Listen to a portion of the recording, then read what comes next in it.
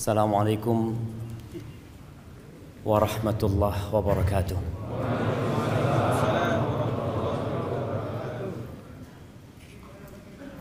Alhamdulillah alladzi bi ni'matihi tatimmus shalihat. Segala puji bagi Allah Jalla Jalaluh yang karena nikmatnya kebaikan-kebaikan menjadi sempurna, yang karena rahmatnya niat-niat baik hamba dapat terlaksana. Malam hari ini dengan hujan yang cukup deras kita bisa sampai ke tempat ini.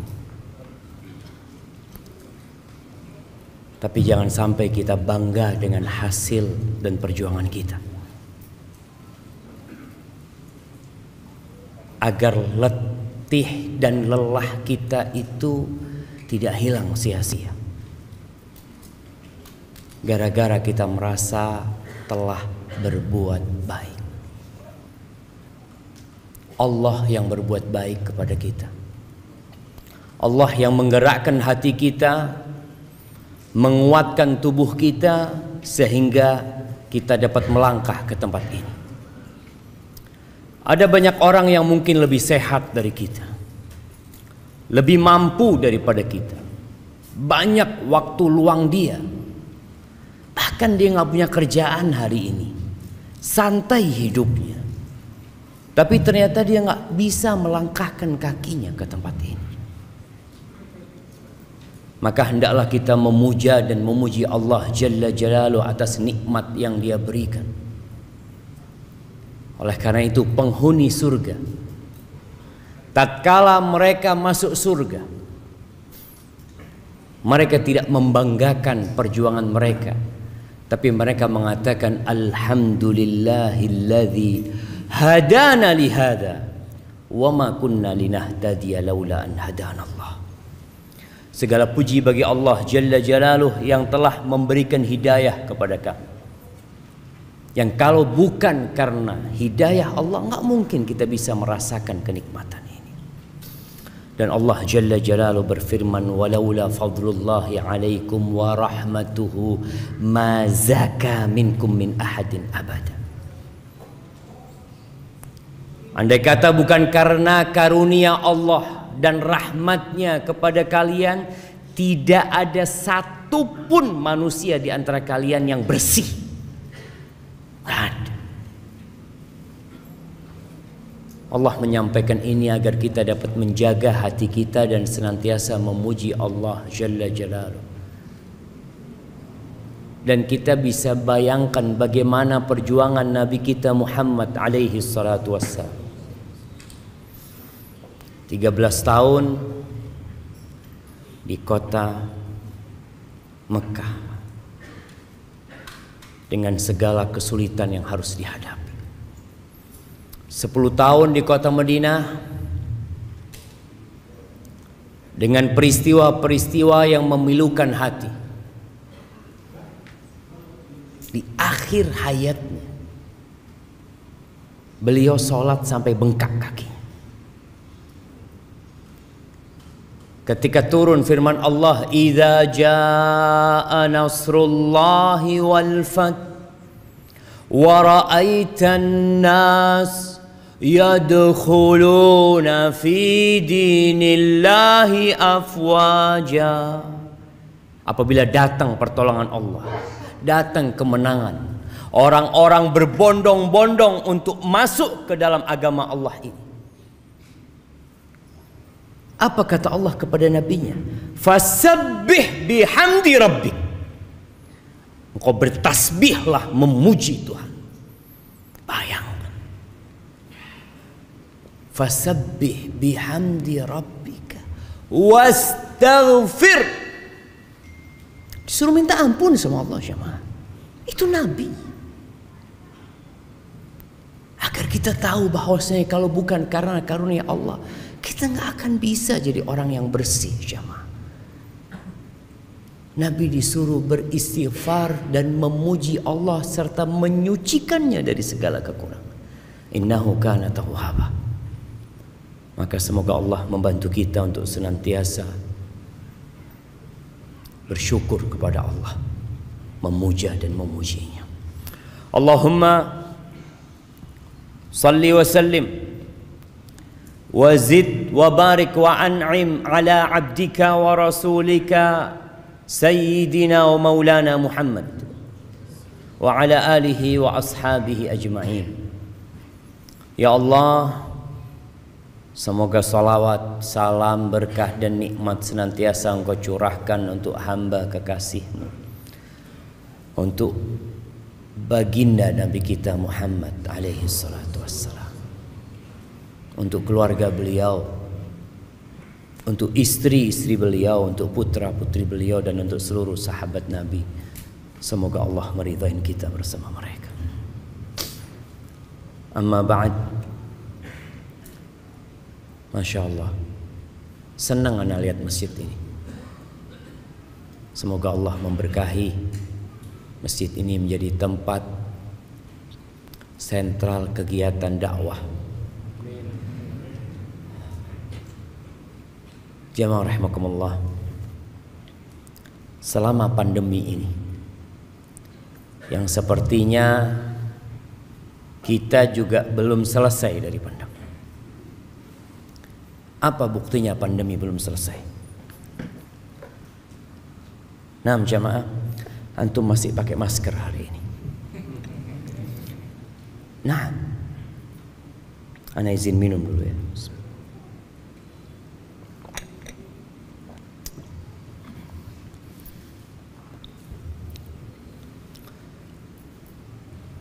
Selama pandemi,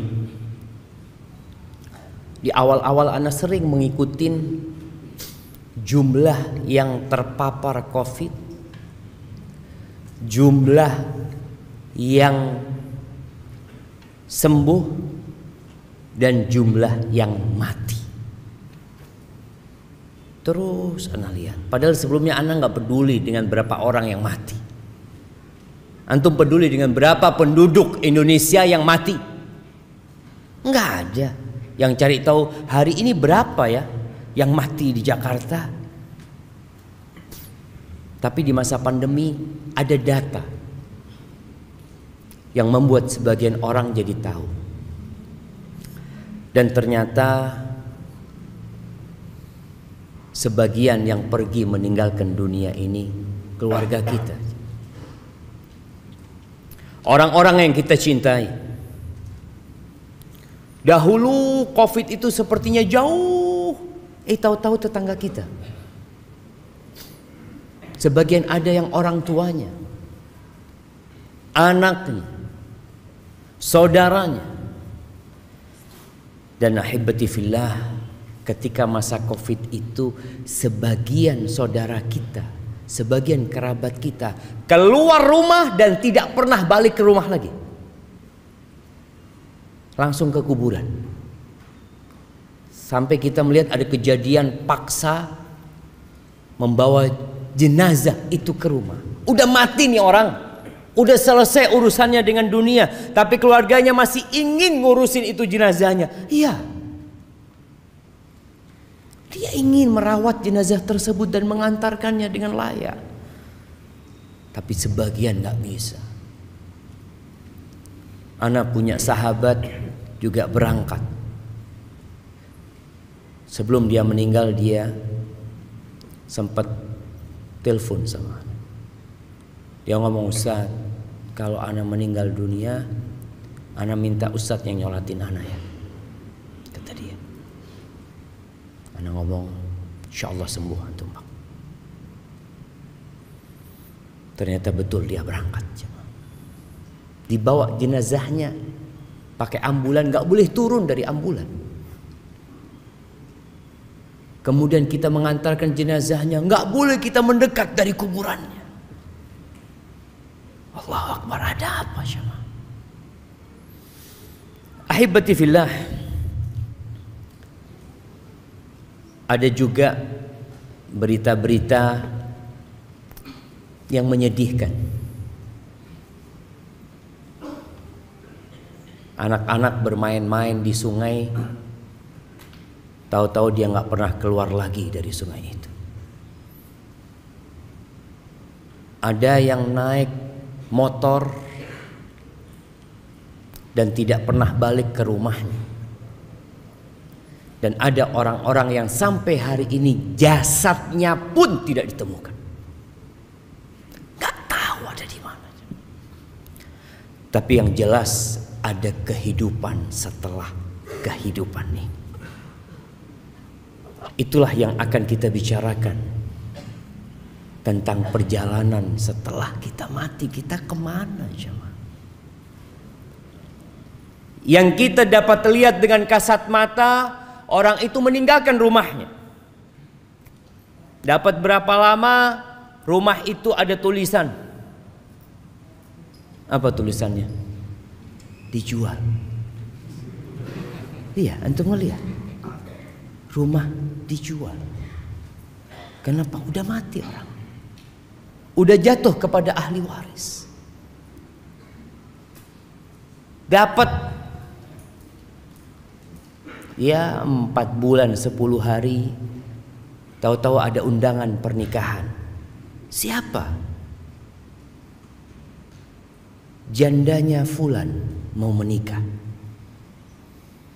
Fulan ini kemana? Benar-benar dilupakan, jemaah. Hartanya dibagi, istrinya dinikahin sama orang. Dan sepertinya kita akan mengalami hal itu semuanya.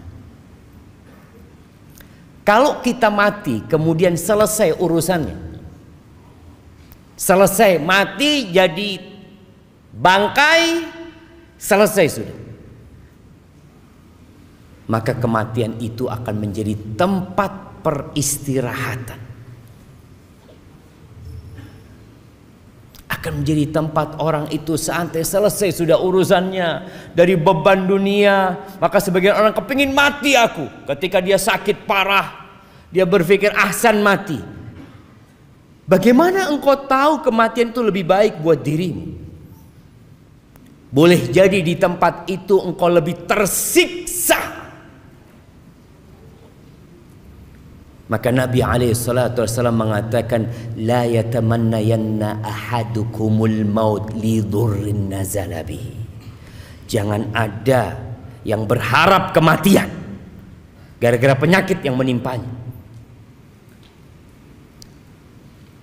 Karena kematian itu hadzimul ladzat, pemutus segala kelezatan. Antum ketika hidup masih bisa menambah 1 kalimat tasbih. 1 kalimat tasbih, subhanallah. Mungkin 2, subhanallah. Mungkin 3, subhanallah. Yang 1 tasbih itu bisa jadi lebih baik dari kota Jakarta. Wal baqiyatus salihatu khairun 'inda rabbika wa khairun amala. Itu lebih baik. Walau anna idza mitna turikna lakana al-mautu rahata kulli hayy. Ada seorang yang berpesan dalam bait-bait syairnya mengatakan, andai kata kalau kita mati itu kita dibiarin selesai udah, nggak diapa-apain, maka niscaya kematian itu adalah tempat istirahat buat setiap orang hidup. Walakinna idza mitna bu'itsna. Jadi masalah kita kalau mati, kita akan dibangkitkan kembali dan kita akan ditanyai tentang segala sesuatu. Segala sesuatu, jemaah.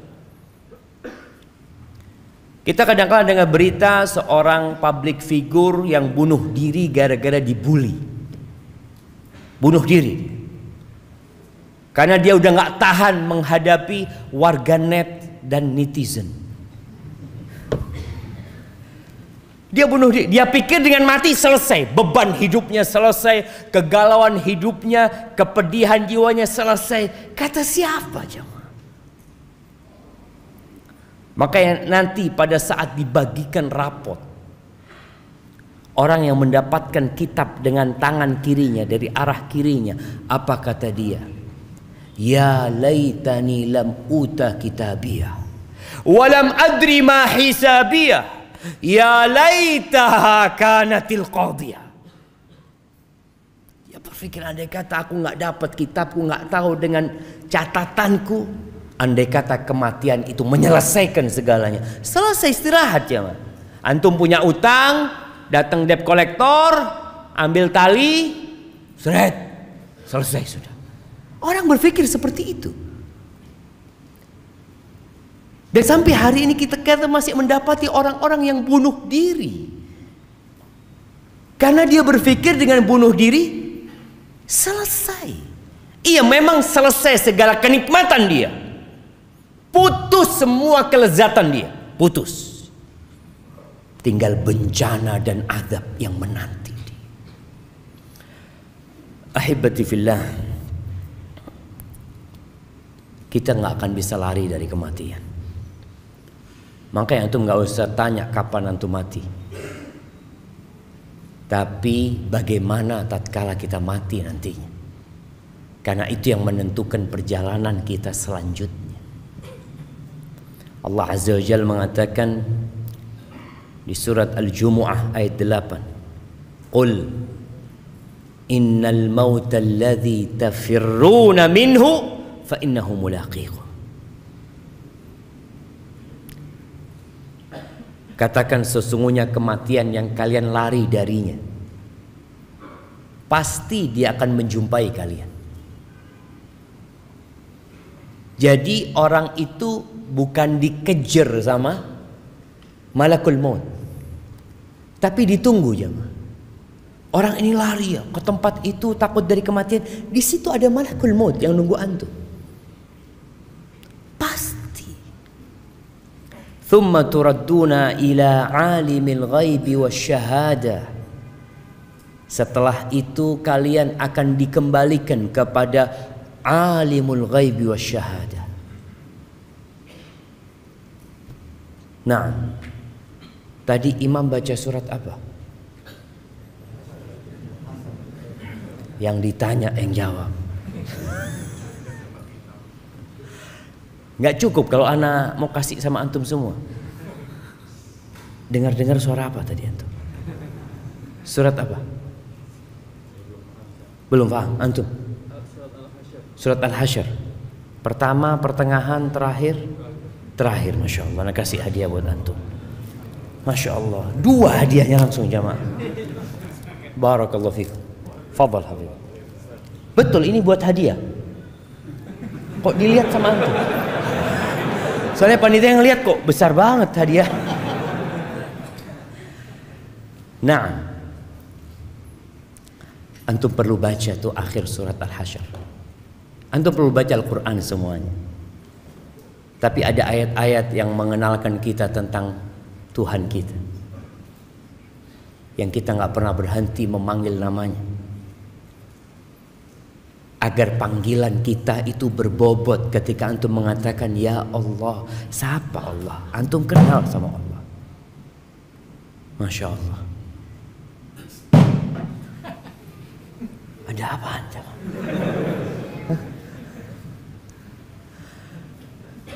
Alimul ghaib wasyahadah. Huwallahu alladzi la ilaha illa hu. Alimul ghaibi wasyahadah. Huwar rahmanur rahim. Allah itu tahu dengan yang gaib dan tahu dengan yang nyata. Masya Allah. Jazakallah khair. Malam hari ini kita tampak di tempat ini sebagai orang-orang baik, tapi Allah tahu siapa kita yang sebenarnya.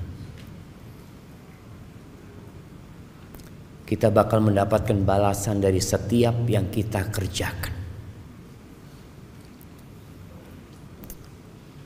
Kata Allah, fayunabbi'ukum bima kuntum ta'malun. Kelak Allah akan memberitahu kalian dengan apa yang kalian kerjakan. Ahibati fillah, bagaimana perjalanan setelah kematian? Kita tahu dengan yang namanya sakaratul maut. Wa ja'at sakratul mauti bil haqq. Kematian itu ada sekaratnya. sakitnya perpisahan ruh dengan jasad itu akan dirasakan oleh semua orang. Kalau orang diamputasi tangannya, dia akan merasakan sakit, makanya dibius dia kadangkala. Itu hanya perpisahan antara tangan dengan lengan. Bagaimana perpisahan antara ruh yang berada di tubuh kita, yang bertahun-tahun bersama kita, yang sudah menempel, yang nggak ketahuan bagaimana nempelnya ruh ini, kemudian dicabut jemaah, itu sakit sekali jemaah. Sampai Nabi SAW, beliau adalah manusia yang paling dicintai Allah, mengatakan ketika beliau sakit parah sampai pingsan, bangun lagi, pingsan lagi, beliau mengatakan, ala inna lil mauti la sakarat. Kematian itu ada sekaratnya. Karena memang berpisah ruh itu dari jasad jamaah. Kalau Nabi merasakan begitu pedihnya, karena memang Allah melipatkan pahala buat nabinya, menyediakan pahala yang begitu besar untuk nabinya, bagaimana dengan kita jemaah? Jemaah rahimakumullah, ruh akan dibawa oleh para malaikat. Orang yang beriman akan didatangi oleh malaikat-malaikat bidul wujuh, yang wajahnya putih, indah wajah mereka. Mereka duduk di tempat yang dapat dipandang oleh mayit yang mau mati ini. Orang-orang di sekitarnya nggak tahu. Mereka membawa kain kafan dari surga. Kemudian setelah itu datang malaikat pencabut nyawa, memerintahkan kepada orang ini untuk keluar. Ruh ini untuk keluar. Apabila dia orang yang beriman, maka dia akan keluar dengan mudah. Keluar dengan mudah. Nabi SAW mencontohkan seperti keluarnya air dari mulut teko. Tapi itu sakit. Nabi SAW merasakan sakit. Adapun kalau orang itu orang fajir, maka ruhnya juga akan keluar, tapi dia nggak mau keluar. Ketika diperintahkan keluar, dia berusaha untuk berpegangan dengan jasadnya supaya dia nggak keluar, karena dia disuruh keluar menuju ke azab Allah Azza wa Jalla. Maka Nabi mencontohkan seperti kawat gerigi yang berada di kulit domba yang basah, kemudian dia ditarik sehingga urat-urat itu ikut ketarik. Maka Allah Azza wa Jalla mengatakan, walau tara, di surat Al-An'am ayat 93, walau tara idz zalimuna fi ghamaratil maut wal malaikatu basitu aydihim akhriju anfusakum al-yawm tujzauna adzabal hun bima kuntum ta'malun. Andai kata kalian melihat ketika orang-orang zalim itu dalam perjalanan kematian, dia sudah dalam perpisahan dengan kehidupan ini, dan malaikat membentangkan tangannya mengatakan, keluarkan jiwa kalian. Keluarkan jiwa kalian. Keluar kemana? Keluar menuju azab Allah. Hari ini engkau akan mendapatkan azab yang menghinakan. Mungkinkah dia mau keluar jamaah? Sulit dia akan keluar. Tapi orang yang beriman, ketika disuruh keluar, keluar. Tapi tetap perpisahan itu sakit loh jemaah. Sakit. Makanya kenapa Nabi SAW sering-sering mengatakan kepada para sahabat, "Aktsiru dzikra hadhimil ladzat." Banyak-banyaklah kalian mengingat, banyak-banyak mengingat. Kenapa kajian tentang kematian itu harus sering disampaikan? Karena kita lupa. Antum di sini mungkin ingat, iya, keluar rumah melihat ada siomay, oh zen siomay. Udah yang namanya mati lupa sudah. Kadang-kala baca bismillah enggak. Keluar rumah, bertemu dengan keluarga, sibuk dengan acara besok ada meeting ini itu, lupa dengan kematian. Sedangkan mati itu datang mendadak tanpa persiapan dari kita. Apalagi kita berada di zaman yang banyak mati mendadak. Bukan satu orang mati mendadak, satu pesawat mati mendadak. Kita baca berita tabrakan beruntun di tol. Kita baca berita sebuah bis mengangkut anak-anak rekreasi bersama orang tuanya jatuh ke jurang, mati. Kemarin berita kapal laut yang membawa TKI ilegal kemana? Ke Malaysia. Antum bisa bayangin orang-orang yang naik itu. Mereka berpikir, saya mau kerja, insya Allah setahun bayar utang, setahun beli mobil, setahun dia sudah mikir karena dia tahu dengan gaji tiap bulan, ternyata dia nggak pernah muncul dari lautan itu.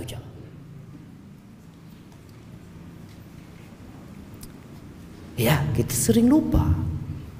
Makanya perlu diingatkan selalu.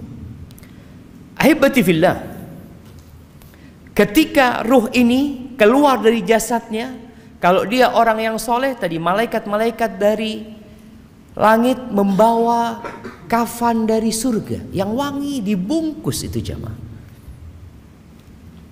Kemudian dibawa ke langit. Ini perjalanan ruh. Yang di rumah menangis, yang di rumah sedang sibuk memikirkan pemakaman jenazah. Ada yang berkata, gimana nih, kapan mau dimakamkan? Besok habis zuhur, apa jam 9, apa habis asar? Oh, ada anaknya yang ditunggu dari Padang, besok pagi akan terbang. Nih keluarga nggak mikirin ruhnya kemana nih. Yang dipikirkan sama keluarga apanya? Jasadnya. Jasad ini akan kembali ke tanah. Kemudian malaikat membawa ruh itu menuju ke langit. Ini buat orang yang soleh. Hatta yantahu biha ila sama'id dunya, ke langit yang terendah. Fayastaftihuna lahu. Kemudian mereka minta dibukakan izin untuk masuk. Fayuftah lahu, dibukakan. Fayushayyi'uhu min kulli sama'in muqarribuha. Malaikat itu mengangkat ruh itu naik ke langit yang selanjutnya. Jadi dari setiap langit itu, malaikat-malaikat yang dekat itu mengantarkannya terus sampai ke langit yang ketujuh.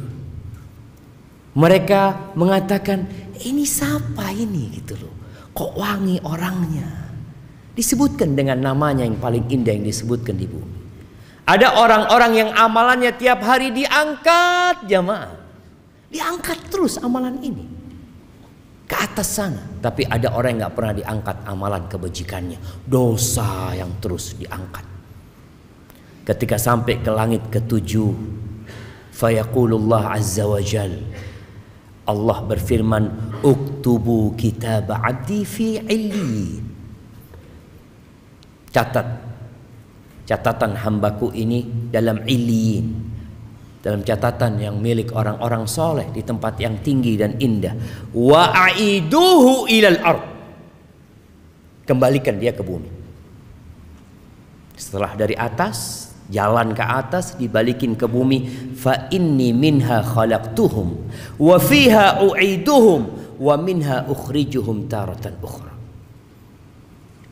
Allah mengatakan, sesungguhnya aku dari tanah menciptakan mereka, dan kepada tanah aku akan kembalikan, dan akan dikeluarkan dari tanah pula kelak pada hari kiamat. Maka akhirnya ruh itu dikembalikan ke jasadnya, kalau ada jasadnya. Karena kadang-kala orang tanya, Ustaz, gimana kalau orang itu dimakan sama ikan hiu? Yang makan ikan hiunya 17. Belum lagi nanti ikan yang kecil-kecil makan. Allah ala kulli syai'in qadir.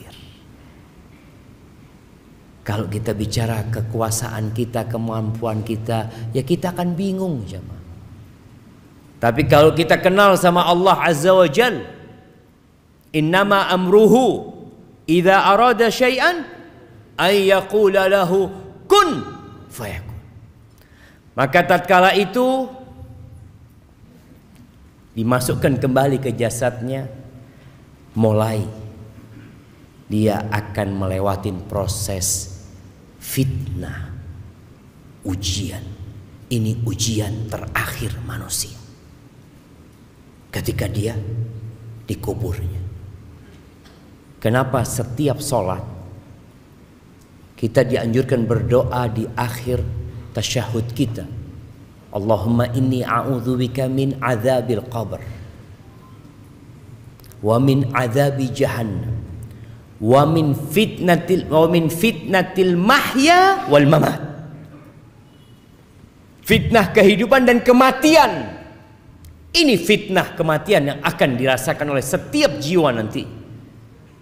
Dia didudukkan oleh malaikat, ditanya tentang 3 pertanyaan. Adapun kalau orang kafir yang mati atau orang fajir, maka sama, ruhnya akan diangkat. Nabi SAW menyebutkan, fayas'aduna biha fala yamurruna biha ala mala'in minal malaika. Dibawa tuh ke atas, tidak pernah mereka melewatin malaikat kecuali malaikat akan mengatakan, ma hadzal ruhul khabith. Ruhnya siapa? Ruh yang busuk ini siapa? Nggak kenal tuh malaikat-malaikat. Fayaquluna fulan bin fulan. Disebutkan nama itu. Ya bukan, mudah-mudahan bukan nama kita yang disebutkan jemaah. Artinya disebutkan nama orang ini. Orang yang jahat ini. Bi akbahi asma'ihi allati kana yusamma biha fid dunya. Dengan nama yang paling buruk yang dinamakan dia di dunia. Kita tahu kalau yang namanya penjahat itu punya banyak nama alias, apa namanya? Inisial. Alias fulan, kan banyak namanya. Padahal nama sebenarnya bagus. Umpamanya namanya dia siapa? Sirajuddin namanya. Tapi karena dia penjahat, dia nggak pakai nama itu, disebutkan alias fulan, alias fulan, alias fulan. Dia akan dipanggil dengan nama yang paling buruk yang dipanggil di dunia. Kemudian hatta yuntaha bihi ila sama'id dunya, sampai ke langit dunia minta dibukakan, fala yuftahu lahu, nggak dibukakan buat ruh ini. Thumma qara'a Rasulullah SAW, la tufattahu lahum abwabus sama, nggak akan pernah dibukakan buat mereka pintu-pintu langit. Wala yadkhulunal jannah, dan tidak akan pernah masuk surga tuh orang kafir. Masih ada orang-orang yang mengatakan mungkin di surga itu ada orang non muslim, ada orang kafir, fulan. Mungkin. Iya, orang Islam ada yang mengatakan itu. Kita katakan nggak ada orang kafir di surga. Emangnya ustadz yang punya kunci surga? Emangnya antum juga punya kunci surga, bisa masukkan terserah antum? Antum bisa memasukkan semau antum. Anda mau masukkan fulan. Yang punya surga itu Allah Azza wa Jal. Dan Allah katakan, wala yadkhulunal jannah. Mereka tidak akan pernah masuk surga, nggak bakalan masuk surga sampai onta itu masuk di semil khiyat, di lubangnya jarum. Nggak bakalan. Andai kata mereka datang dengan sepenuh bumi ini emas, emas jemaah, mereka ingin menebus diri mereka. Innal ladzina kafaru wa matu wa hum kuffar falan yuqbala min ahadihim mil'ul ardi dhahaban. Itu orang-orang kafir yang mati dalam kondisi kafir. Yang mati loh jemaah. Kalau yang masih hidup kita doakan semoga dapat hidayah, semoga dia mendapatkan petunjuk. Tapi yang mati dalam kondisi kafir, kata Allah Azza wa Jalla, tidak akan diterima dari mereka sepenuh bumi ini emas.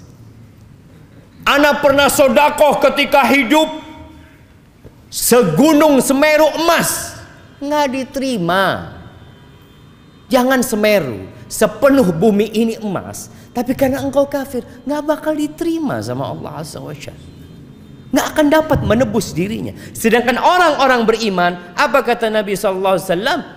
Ittaqun nar walau bisyiqqi tamrah. Selamatkan diri kalian dari api neraka walaupun dengan setengah butir kurma. Jangan bicara sepenuh bumi ini emas, setengah butir kurma itu dapat menyelamatkan kita dari api neraka, asalkan beriman.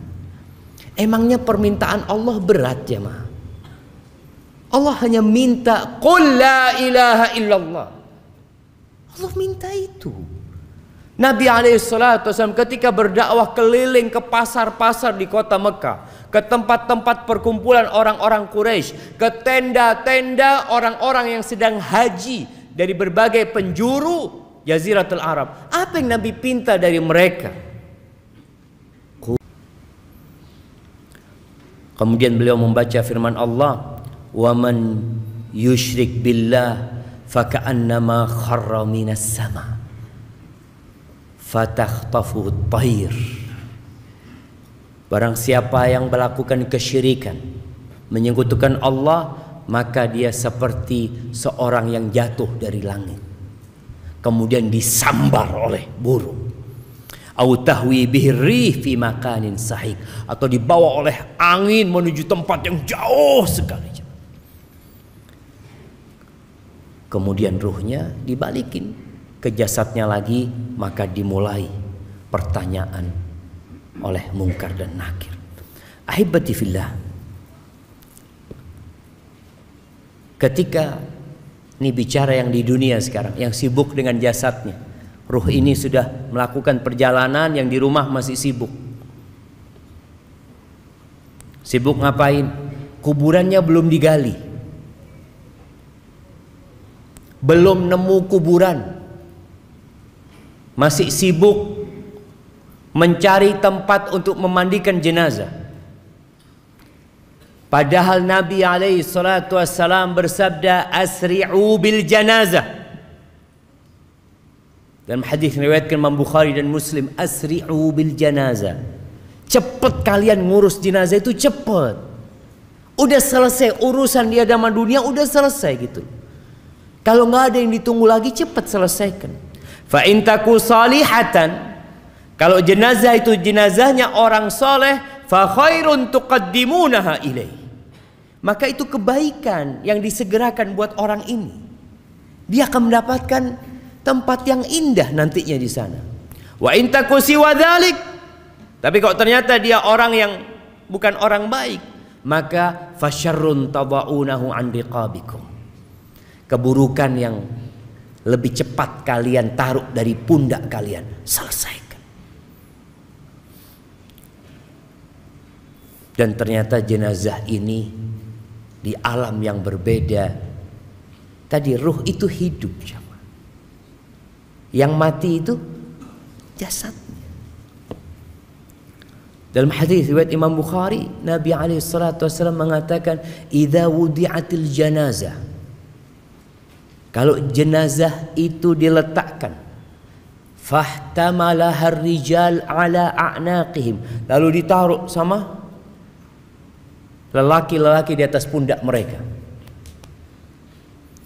Ana pernah ngangkat jenazah jamaah di Matraman Raya. Matraman dalam ya. Ya kita waktu kuliah kan tahu dengan keutamaan ya membantu umat Islam, keutamaan mengantarkan jenazah ke kuburan. Anak ngangkat jenazah itu jamaah, nggak ada yang gantiin. Wah jalannya pelan-pelan. Astagfirullah. Ternyata katanya yang ngangkat itu udah dibayar. Jadi ketika kita gantikan dia alhamdulillah kata dia tinggal kita itu pulang. Allahu Akbar. Nabi alaihi salatu wassalam menyuruh kita menyegerakan. Jalannya jangan pelan-pelan. Cepat antarkan jenazah itu. Selesai udah urusannya. Ada yang mengatakan, pelan-pelan. Pelan-pelan mau kemana pelan-pelan? Oke, pengantin jalannya pelan-pelan. Ada orang sudah mati. Kata Nabi SAW, fa'in kanat salihah. Kalau yang kita bawa itu orang soleh, qalat, jenazah ini akan berkata, qaddimuni, segerakan aku. Yang di sini pelan-pelan ngangkatnya. Wa in kanat ghaira salihah. Kalau ternyata jenazah itu bukan orang soleh, pantas antum pelan-pelan bawanya. Karena dia akan mengatakan, ya wailaha, aina tadhhabuna biha. Dia akan mengatakan, mau dibawa kemana aku ini? Mau dibawa kemana sama kalian? Karena ketika dicabut nyawanya, dia sudah diancam sama malaikat untuk menuju kepada azab Allah Azza wa Jalla. Sehingga tatkala dibawa, dia tahu bentar lagi akan digabungkan dengan ruhnya, dia akan merasakan azab. Yasma'u sautaha kullu syai' illa al-insan. Mendengar suaranya semua, segala sesuatu kecuali manusia. Walau sami'al insan la sa'iq.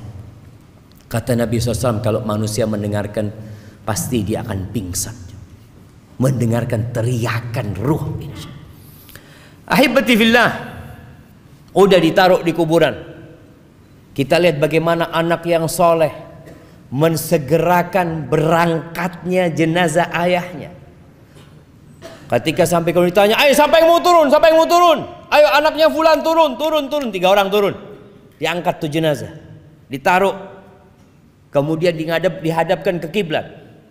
Lalu dikasih kayu, dikasih bambu atau apa, kemudian mulai tanah itu diambil untuk diuruk ini kuburan. Ada yang mengatakan anaknya tolong diinjak-injak, kuburan bapaknya suruh injak-injak. Nah, selesai urusan ayah, selesai dikuburkan. Nabi biasanya alaihi salatu wassalam berdiri mengatakan kepada para sahabatnya, istaghfiru li akhikum, istaghfiru li akhikum wasalullaha lahu tathbit fa innahu al-an yus'al. Mohonkan kepada Allah ampunan dan mohonkan kepada Allah supaya dikasih keteguhan nih. Dia sedang ditanya. Ahibati fillah, keluarganya akan pulang. Anaknya nangis berapa lama? Setengah jam? Bentar. Anak beberapa kali ngantarkan jenazah, tahu-tahu anaknya udah pulang duluan. Kenapa? Udah capek Ustaz, dari tadi malam gak tidur. Antum gak mikir ayahmu lagi ngapain di sana? Aduh, kan urusan ayah sendiri Ustaz. Wallahi sahih jamaah. Orang-orang akan meninggalkan kita. Kata Nabi SAW, ketika dia masuk di dalam kubur ini, ditinggal sama keluarganya. Di hadis Bara' bin Azib tadi, lanjutan hadis Bara' bin Azib yang diriwayatkan Imam Tirmidzi, fayatihi malakan, akan datang kepada orang ini 2 malaikat, syadidal intihar, yang keras galak malaikat ini.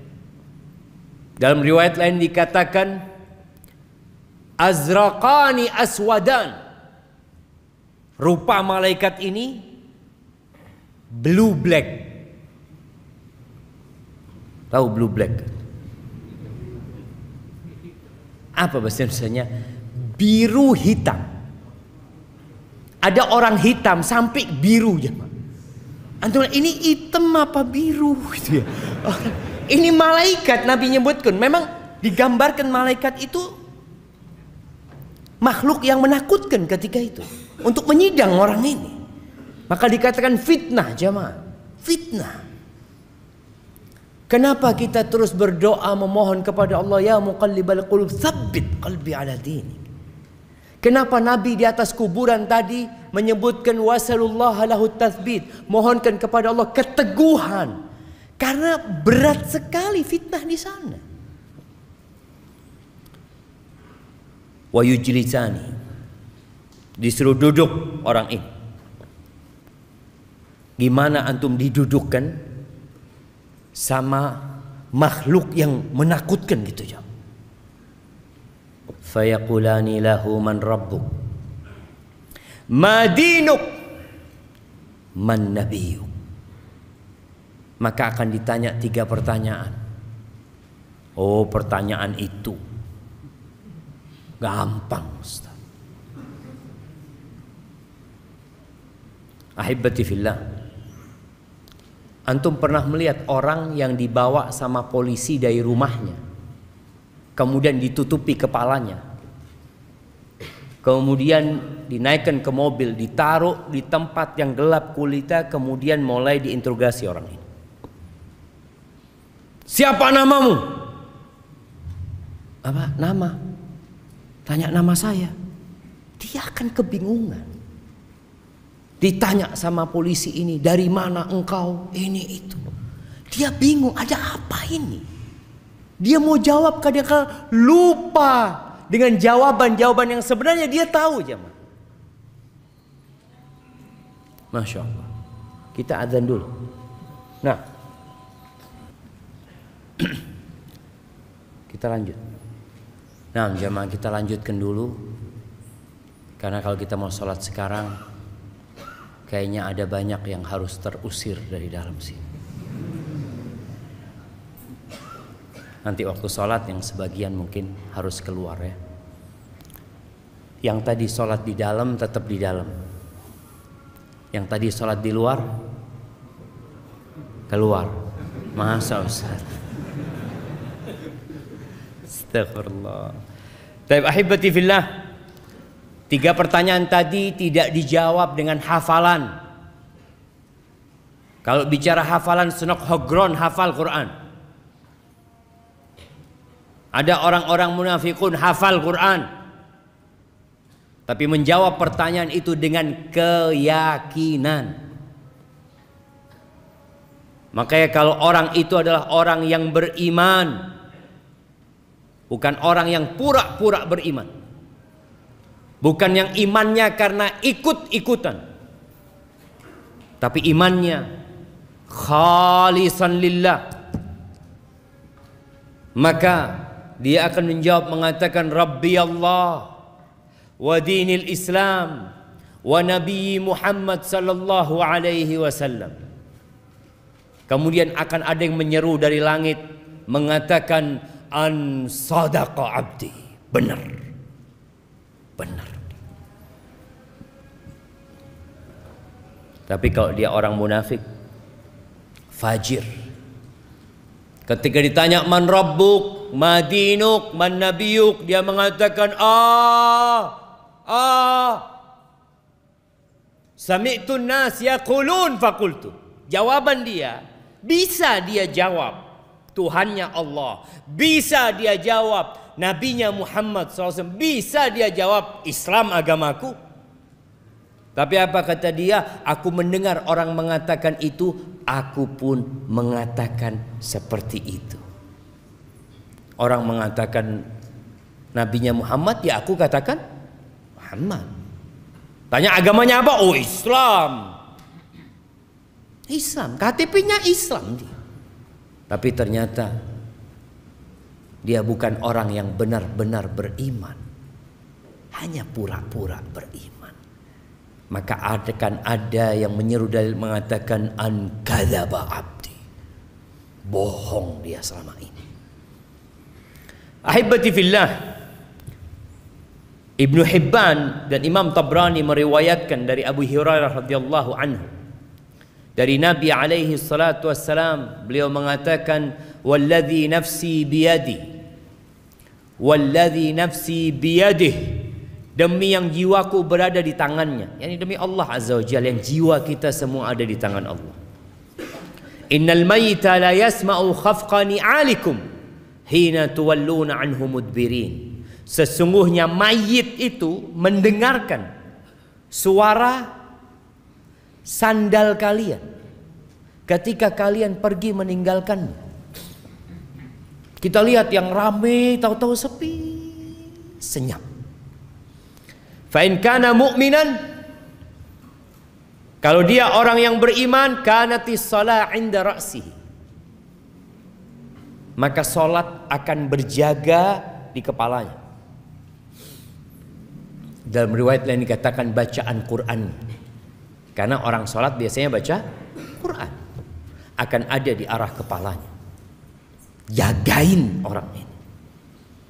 Waz-zakatu an yaminihi was-shaum an yasarihi. Zakat di kanannya, puasa di kirinya. Salatnya benar orang ini, puasanya benar, zakatnya benar. Wa kullu fi'lil khairat minas sadaqah was-sila wal ma'ruf was-sila wal ma'ruf wal ihsan ila nas 'inda rijlih. Semua amal kebajikan lainnya yang seperti sedekah sunnah, silaturahim, berbuat amar ma'ruf nahi mungkar, berbuat baik kepada orang, itu akan berjaga-jaga di kakinya. Hari itu semua yang kita kerjakan jamaah akan kita rasakan.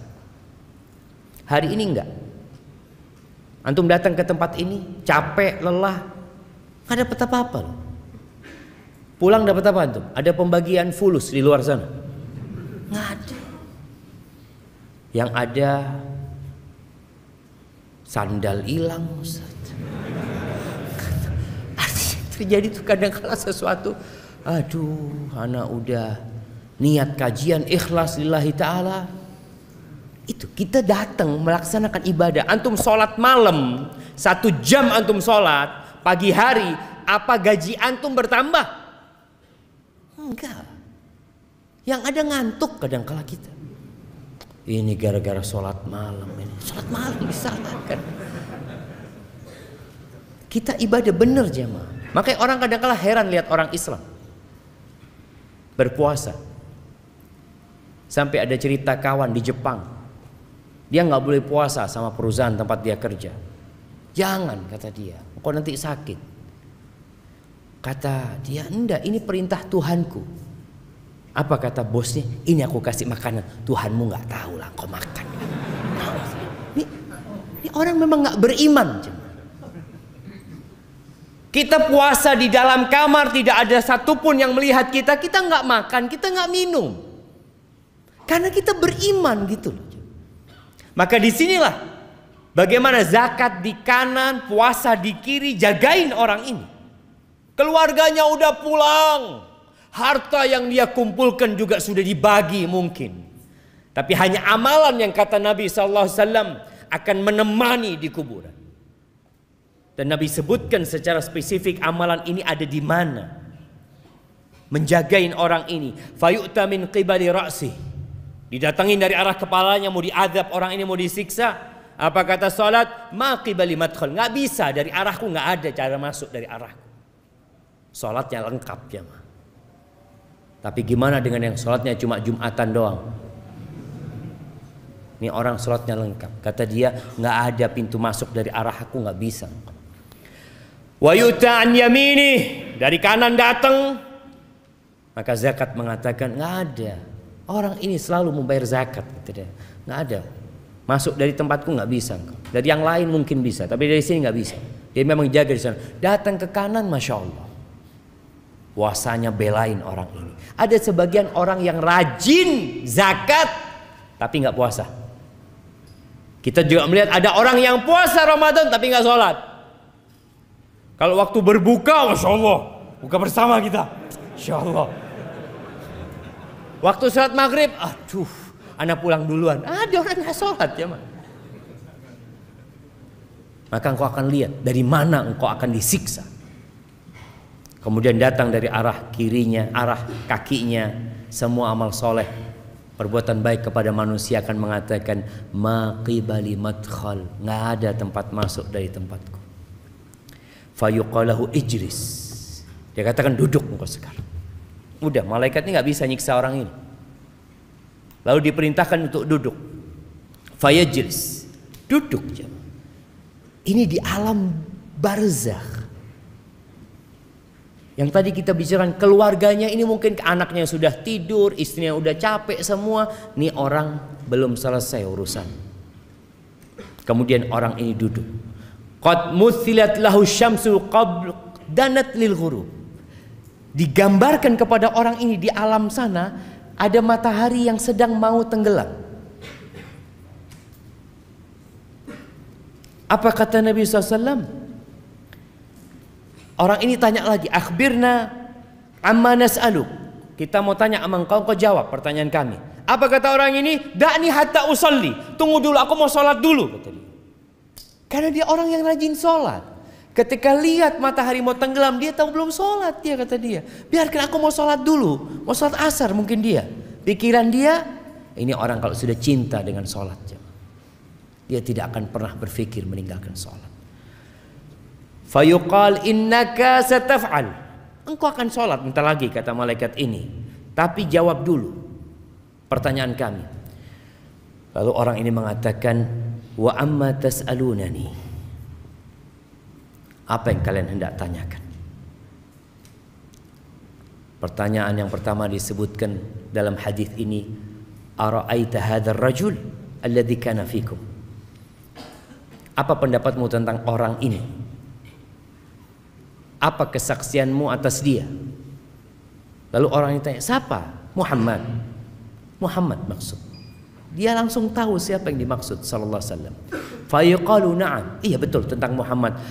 Asyhadu annahu Rasulullah sallallahu alaihi wasallam. Tadi kita dengar azan. Kenapa kita dianjurkan untuk menjawab azan itu? Supaya yang bersaksi bukan hanya muadzinnya, antum juga bersaksi. Maka Nabi sallallahu alaihi wasallam mengajarkan agar kita tatkala mendengar muadzin mengatakan asyhadu anna Muhammad Rasulullah wa ana asyhad. Wa ana asyhad, dan aku juga bersaksi bahwa Muhammad adalah Rasulullah. Jangan dibiarkan lewat itu kesaksian jemaah. Wa annahu ja'ana bil bayyinat min indillah. Dia datang membawa kebenaran dari sisi Allah. Fasaddaqna. Maka kami percaya dengan dia, yakin sama dia. Fayuqalu lahu ala dzalika hayyid. Di atas itu engkau hidup. Dan di atas itu engkau mati. Wa alaihi tub'atsu insyaallah. Dan engkau akan dibangkitkan di atas kalimat itu juga, kesaksian itu. Adapun kalau orang-orang munafik tadi kita sudah sebutkan bagaimana dia menjawab. Malaikat akan mengatakan kepada la darait wala talaut. Engkau enggak tahu, engkau enggak belajar, engkau enggak baca, hidup hanya ikut-ikutan saja. Maka akan ada yang menyeru dari langit mengatakan hambaku ini telah berdusta. Ahibati fillah. Selesai pertanyaan, Allah Azza wa Jalla memberikan sebuah karunia kepada orang yang soleh ini. Apa? Ada yang menyeru dari langit mengatakan hambaku telah jujur benar, fa'afrishuhu minal jannah. Kasih dia permadani dari surga. Kadangkala ada kuburan yang kita lihat becek. Musim hujan ini sampai pakai pompa air ngeluarkan air. Kadangkala kering dikit langsung dimasukkan itu jenazah, udah selesai sudah. Tapi kalau dia orang soleh, setelah pertanyaan selesai, hamparkan bagi dia permadani dari surga. Wa albisuhu minal jannah, berikan pakaian dari surga. Waftahu lahu baban ilal jannah, bukakan bagi dia pintu ke surga. Maka dibukakan di kuburnya itu, dibukakan pintu sehingga datang aroma surga, wanginya surga. Dan kuburnya kata Nabi SAW, wa yufsahu lahu fi qabrihi madda basarih. Kuburnya diluaskan sepanjang dia memandang. Karena apa? Karena kuburannya ada di kuburan yang mahal di Jakarta? Sandiaga. Sandiaga. Sandiago Hill. Karena di sana jadi luas lah, karena amalannya. Dalam kehidupan di dunia ini kita mendapatkan bagian kesenangan bukan karena amalan. Antum bisa lihat orang-orang yang selalu berada di sop pertama kadangkala hidupnya miskin, melarat. Tiap malam dia baca 1 juz, sulit ekonominya, bencana menimpa dia. Karena memang dunia ini darul amal, tempat untuk beramal, bukan untuk bersenang-senang di sini. Hisabnya nanti.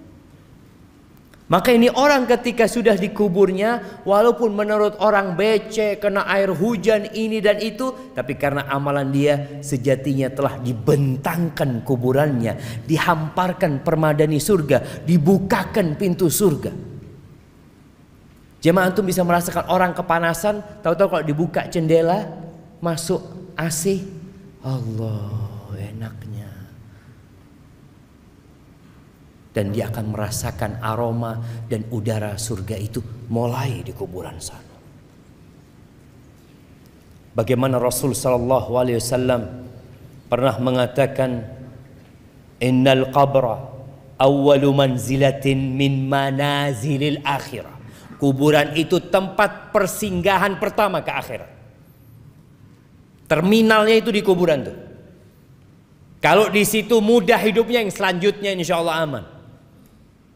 Tapi kalau sudah di sana nggak benar, yang selanjutnya akan lebih berat. Kemudian ya namanya orang kalau sendirian, walaupun tempatnya luas nyaman, tetap kesepian. Antum bisa rasakan.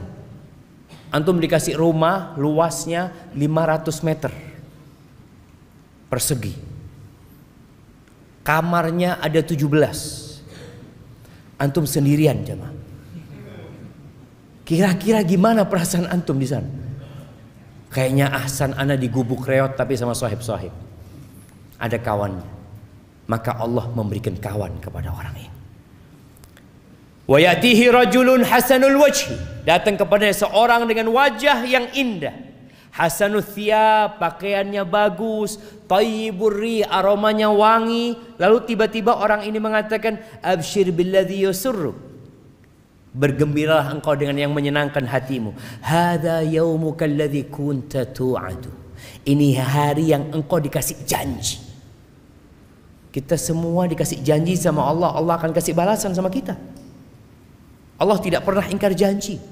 Dan itu hari pertama Allah menepati janjinya, akan adanya pahala yang sudah Allah jelaskan. Allah menepati janji di dunia dan menepati janji di akhirat. Tapi ini dalam kehidupan akhirat. Ini hari yang engkau telah dijanjikan. Akan adanya hari kebangkitan nantinya, dimulai dari sini. Kemudian orang ini tanya, ya Allah, mudah-mudahan kita yang mengatakan itu. Man anta? Kamu siapa ya? Gak kenal orangnya. Fawajhukal wajhul ladzi yaji'u bil khair. Wajahmu wajah orang yang membawa kebaikan, kata dia. Karena dia gak kenal, kata orang ini, ana amaluka saleh. Aku amal solehmu. Fayaqul rabbi aqimis sa'ah. Maka orang ini akan mengatakan, wahai Rabbku, bangkitkan kiamat. Kenapa? Karena dia belum bisa masuk surga. Masih ada jendela, ada pintu yang dapat merasakan aromanya surga. Tapi belum bisa dia masuk surga sampai kiamat nantinya. Kemudian dia mengatakan, ya Allah, bangkitkan kiamat agar aku bisa kembali ke keluargaku dan hartaku. Maka dikatakan, uskut, belum waktunya. Sudah engkau di sini dulu. Disuruh istirahat, dia merasakan kenikmatan di dalam kuburan tersebut. Kalaupun orang-orang kafir, ya, dia akan dimulai disiksa di sana. Dalam hadis riwayat Abu Dawud, Nabi SAW menyebutkan orang ini akan didatengin orang tadi, akan dibukakan pintu ke neraka, akan dikasih hamparan permata dari neraka. Dia akan mencium aromanya neraka, busuknya neraka. Kemudian datang orang yang wajahnya buruk, jelek, busuk, lalu mengatakan, abshir billadzi yasu'uk, bergembiralah engkau dengan yang menyulitkanmu, yang buruk buat hidupmu. Ini hari yang engkau dijanjikan. Lalu apa kata orang ini? Engkau juga semoga dapat keburukan. Orang kan kalau dikasih berita buruk marah dia cuma. Maka mayit ini juga marah. Man anta? Siapa engkau? Wajahmu wajah yang membawa keburukan, aromamu buruk. Kata orang ini, ana amalukal khabith. Aku amal burukmu. Kau nggak kenal sama aku. Aku amal burukmu, kata dia. Fawallahi, kata amal ini, orang ini mengatakan, demi Allah, ma alimtuka illa kunta bati'an an ta'atillah. Aku nggak pernah kenal engkau kecuali orang yang lambat dalam ketaatan, sari'an ila ma'siyatillah. Kalau diajak maksiat cepat engkau orang. Fajazakallahu syarran. Semoga Allah memberikan balasan yang buruk buat engkau. Kemudian Allah kirim orang a'ma, asam, abkam. Orang yang kata Nabi SAW buta, tuli, bisu. Pegang mizrabah. Dia pegang semacam palu yang besar, yang kalau palu ini digunakan untuk menghantam gunung Semeru itu jamaah, kana turaban. Gunung itu akan jadi rata sama tanah, jadi debu. Lau duriba biha jabalun kana turaban. Fayadribuhu, maka orang ini dipukul dengan palu itu sampai menjadi debu. Kemudian dikembalikan, kemudian dipukul, dia berteriak-teriak, dia menjerit, tapi nggak ada gunanya, nggak ada penyesalan yang bermanfaat pada waktu itu. Selesai sudah. Karpetnya dari neraka, aroma neraka datang, maka dia hidup dalam ketakutan sampai kiamat. Berapa tahun kita hidup di dunia? 70 tahun mungkin, kalau sampai. Maka ahibati fillah, jangan sibuk dengan perjalanan hidup di dunia, lupa dengan perjalanan hidup setelah kematian yang akan lebih lama dan lebih panjang hidup kita di sana. Nabi kita Muhammad alaihi salatu wassalam, berapa lama hidup di rumah yang hanya 5 kali 5? Berapa lama beliau hidup di rumah itu? Di kota Madinah beliau hidup 10 tahun di tempat itu. Di Mekah penuh dengan gangguan, hidup selama 53 tahun Nabi SAW. Hanya 63 tahun di muka bumi ini. Dan Nabi di kuburannya sudah berapa tahun? Antum? Berapa tahun Nabi di kuburan?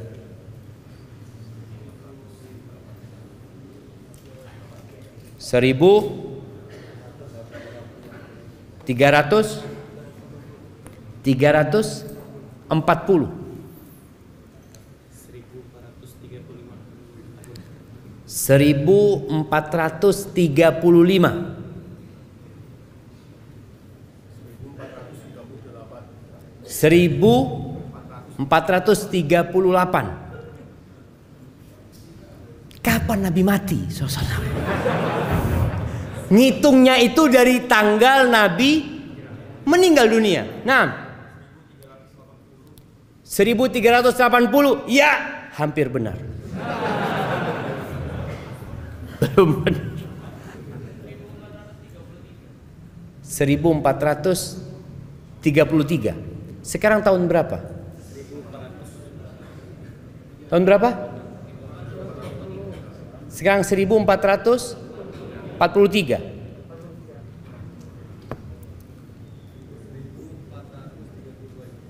1432 jemaah.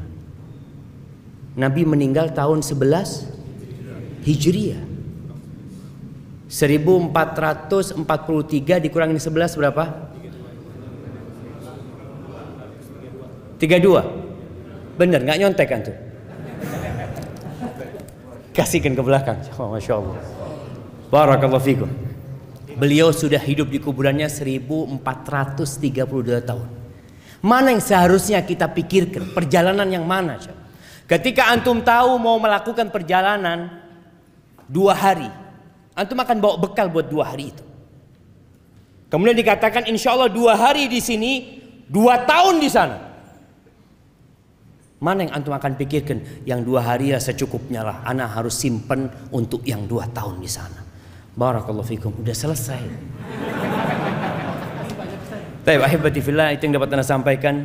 Mungkin masih panjang perjalanan setelah kematian itu. Mudah-mudahan suatu saat kita bisa lanjutkan. Di tempat ini Anda akan bacakan beberapa pertanyaan. Bagaimana mentalkin yang benar dan sesuai syariat bagi orang yang sakaratul maut? Iya. Dia dibimbing untuk mengatakan la ilaha illallah. Qul la ilaha illallah. Katakan la ilaha illallah. Ketika dia sudah mengatakan, dia mantul. Sampai dia berbicara ini dan itu baru diulangin lagi. Karena ada orang yang disuruh terus qul la ilaha illallah, la ilaha illallah, baca lagi la ilaha illallah, la ilaha, baca lagi. Dia mau mati dia itu nggak bisa. Capek-capek orang itu. Ketika dia mampu mengatakan la ilaha illallah, sudah dicukupkan. Kecuali dia ngomong yang lain. Bagaimana dengan orang yang sadar nggak sadar? Ya diingatkan. Ketika kelihatan dia sadar, Bapak baca la ilaha illallah ayah. Tapi kita kadang-kadang nggak tahu Ustaz, ayah ini sadar apa enggak Ustaz. Ya sudah kau bacakan itu, semoga dia sadar. Nanti berapa lama kita sampaikan lagi seperti itu agar dia mengatakan la ilaha illallah. Bagaimana cara agar kita berkumpul di surga bersama keluarga? Allah Azza wa Jalla mengatakan walladzina amanu wattaba'athum dzurriyyatuhum biimanin alhaqna bihim dzurriyyatahum wama alatnahum min amalihim min syai'.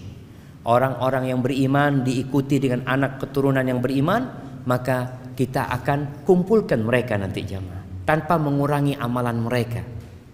Kadang-kala kan bapaknya umpamanya ya belum terlalu soleh lah, sholatnya cuma 5 waktu ya, kadang-kala masih banyak berbuat dosa, tapi anaknya Masya Allah imam, anaknya ini orang yang banyak kebaikan. Di akhirat gimana? Mungkin gak kumpul sama bapaknya, mungkin Allah kumpulkan sama orang tuanya. Boleh jadi diangkat derajat orang tuanya bersama anaknya, diangkat yang lebih tinggi, atau mereka saling berkunjung di antara mereka. Maka berusaha untuk menanamkan keimanan di diri keluarga kita. Dan kalau dikatakan apakah di akhirat keluarga saling mengenal? Iya, kecuali di 3 tempat. Aisyah pernah bertanya kepada Nabi SAW, apakah kita akan saling mengenal ya Rasulullah? Amma fi thalathati mawatin fala. Di 3 tempat kita tidak akan saling mengenal. Siapa yang tahu? 3 tempat yang kita tidak akan saling mengenal. Iya, di padang mahsyar itu ada 3 lokasi yang kita tidak saling mengenal.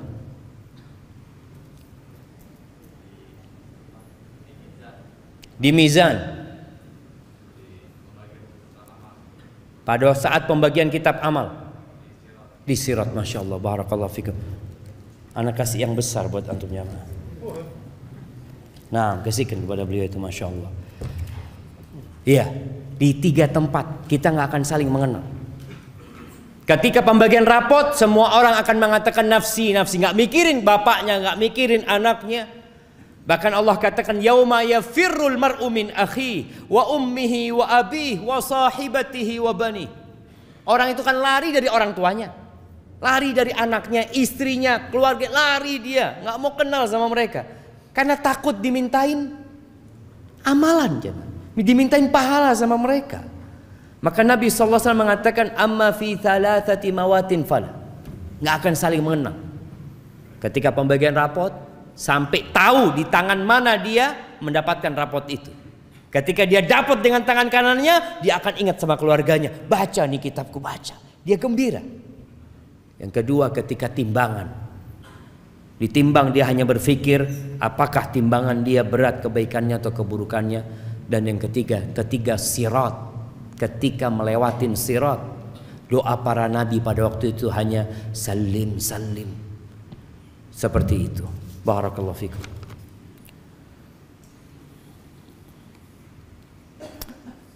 Ana izin minum dulu jemaah. Bismillah.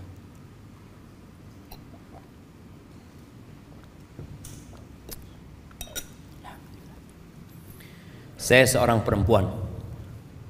Saya sedang belajar untuk mengenal Allah dengan lebih baik lagi.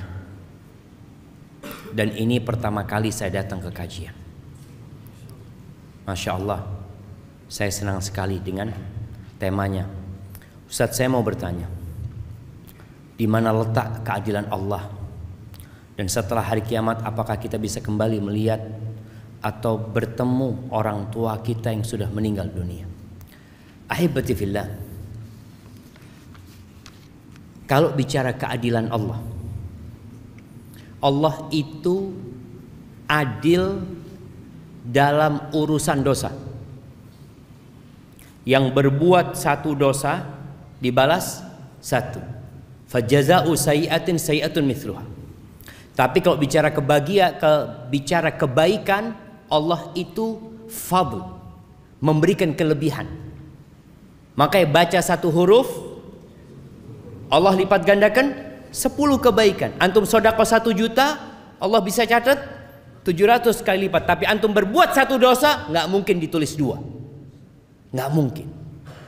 Bahkan keadilan Allah, man hamma bihasanah, yang ingin berbuat kebaikan kemudian tidak bisa melakukannya. Umpamanya dia kepingin datang kajian, ya Allah aku mau datang kajian nanti sore ini, tahu-tahu hujan, dia nggak berangkat, ditulis kebaikan buat dia.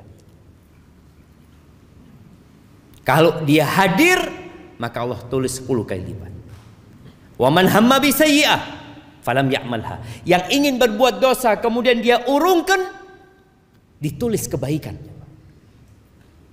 Ini karunia. Tapi kalau dia melakukan dosa 1, ya sudah, Allah akan balas, akan tulis 1. Inilah keadilan Allah Jalla Jalaluhu. Allah mengatakan, wa nada'ul mawazinal qista liyaumil qiyamati fala tudlamu nafsun syai'a. Kami akan meletakkan timbangan yang tepat. Nggak ada kecurangan di sana. Nggak ada satupun yang akan dirugikan. Nggak ada. Wa in kana mithqala habbatin min khardalin ataina biha wa kafa bina hasibin.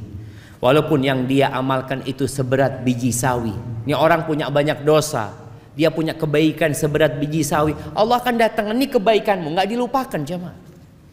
Kalau di dunia kita berbuat baik lalu kita berbuat salah sama kawan kita biasanya mengatakan sudah nggak ada maaf buat engkau. Tapi Allah enggak. Itu keadilan Allah Jalla Jalaluhu.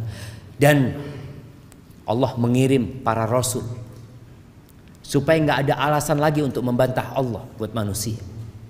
Dikasih tahu Allah itu tidak akan mengadab kecuali sudah mengutus rasul ke tempat itu. Barakallahu fikum. Kalau bertemu dengan orang tua tadi kita sudah sampaikan ya, kalau orang itu beriman, insya Allah kita bisa berkumpul kembali dengan orang tua kita yang mati dalam kondisi beriman. Bagaimana cara mengatasi kecemasan yang berlebihan karena memikirkan kematian seperti kehidupan setelah mati, takut amal yang tak cukup? Jazakumullah khair. Ahibati fillah, ada kondisi khawatir dengan kematian yang terpuji. Ingat mati semakin taat sama Allah, semakin banyak istighfarnya, meninggalkan kemaksiatan. Tapi ada orang yang ingat mati lalu nggak beramal. Dia cuma duduk doang. Ini berarti bisikan iblis. Ya apa maksudnya kalau saya mati ya? Ya kalau mati semua orang mati. Tapi bagaimana engkau ketika mati, itu yang harus dipikirkan. Maka kita harus memperbanyak amal soleh. Kematian itu pasti datang, bukan hanya antum yang mati. Ada orang yang takut mati sehingga nggak mau keluar rumah. Takut Ustaz nanti nyebrang ketabrak. Emangnya antum kalau di rumah nggak mati?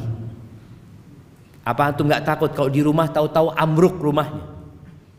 Semua akan mati.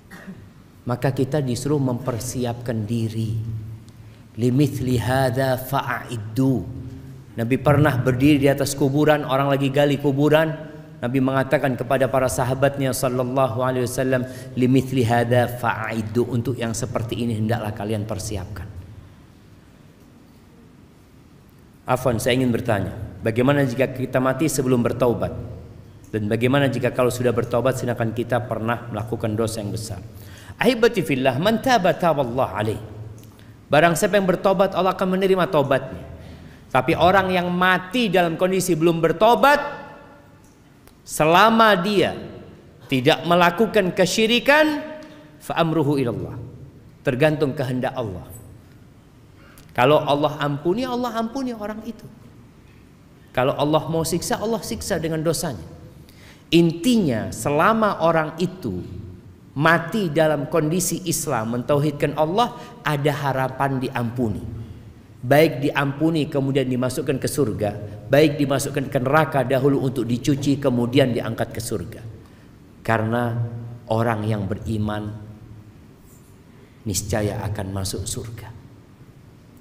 Tapi tadi kondisinya tergantung amalan dia nantinya. Dan orang masuk surga itu karena rahmat Allah Azza wa Jalla. Ahibati fillah,